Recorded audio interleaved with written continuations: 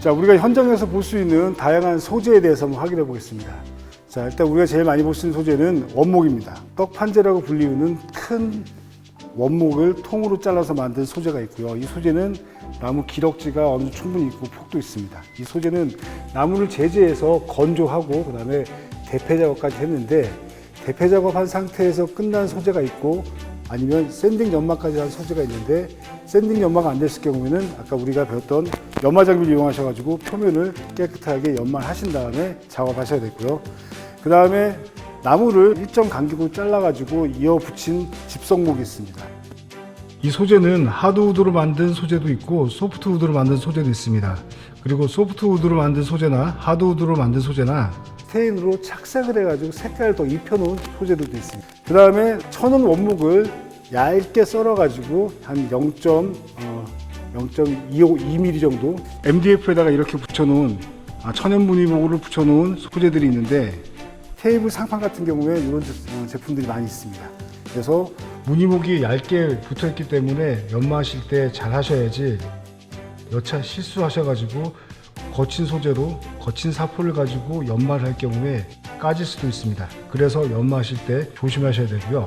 코아판은 나무가 휘거나 뒤틀리는 게 방지가 되기 때문에 코아판으로 만든 제품에다가 스테인으로 착색을 해서 마감을 짓는 가구들이 많이 있습니다. 그 다음에 보시면 싱크대 상판으로 쓰는 인조대리석 제품들이 있고요. 그 다음에 돌가루하고 그 다음에 합성 소재 가지고 만든 좀 더 단단한 소재인 칼스톤, 엔지니어 스톤에 불리는 소재들이 있습니다. 이런 제품들이 다 UV 실버 디펜스를 가지고 마감이 가능하고요. 그리고 자세히 보시면 원목 상태인데 대패 자국이 부분적으로 이렇게 나와 있는 부분도 있고요. 그리고 연마가 전체적으로 잘 안 돼서 부분적으로 연마가 안 된 부분이 있습니다. 그리고 나무가 갈라지거나 터져 있는 부분도 있습니다.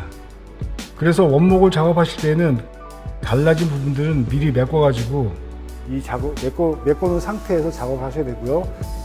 그 다음 대패 자국이 있는 것들은 깨끗하게 연마를 하셔야 되고요. 그 다음에 기타 상처가 있는 부분들은 똑같이 연마를 하셔가지고 구멍이나 홈이 있으면 메꾸는 작업을 하시면서 작업을 하셔야 합니다. 집성목은 일반적으로 깨끗하게 가공이 되는 소재이기 때문에 크게 무리하는 건 없는데, 만약에 스테인이나 다른 색깔이 착색됐을 때는 갈아내셔서 깨끗하게 만드셔야 되고, 스테인이 발려진 부분들은 완전히 깎아내시는 게 중요하겠습니다. 그래야지 다시 스테인을 칠할 때 골고루 먹을 수 있기 때문에 전체적인 연마가 꼭 필요합니다.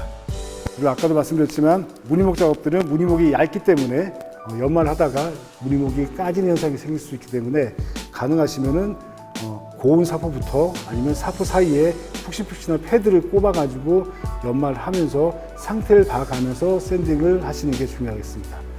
그리고 합판이나 기타 제품들은 똑같이 기본적인 샌딩을 하고 나서 우리가 하도 상도 개념으로 페인트를 하시면 크게 문제가 없고요. 그 다음에 인조대리석 같은 경우에는 표면이 매우 미끄럽습니다.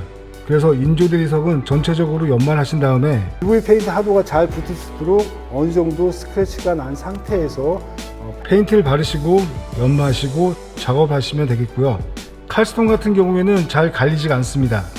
그래서 칼스톤 연마하실 때에는 하도제를 꼭 바르신 다음에 작업을 하셔야 되고, 물론 다른 작업들도 마찬가지지만 특히 칼스톤 작업을 하실 때는 하도 작업을 충분히 잘 해 놓으셔야지 하자가 생기지 않고 깨끗하게 작업이 가능합니다.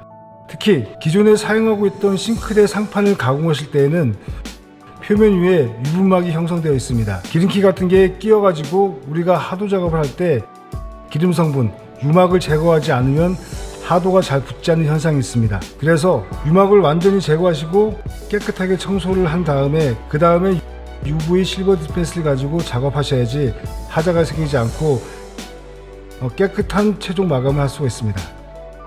자, 이 정도의 소재가 우리가 일반적으로 작업을 할 때 사용하는 소재이고요. 대부분의 가구라던가 아니면 식탁이라던가 다음에 책상들은 다 이 소재 안에서 이루어진다고 보시면 되겠습니다. 내장 소재에 대해서 한번 알아봤습니다.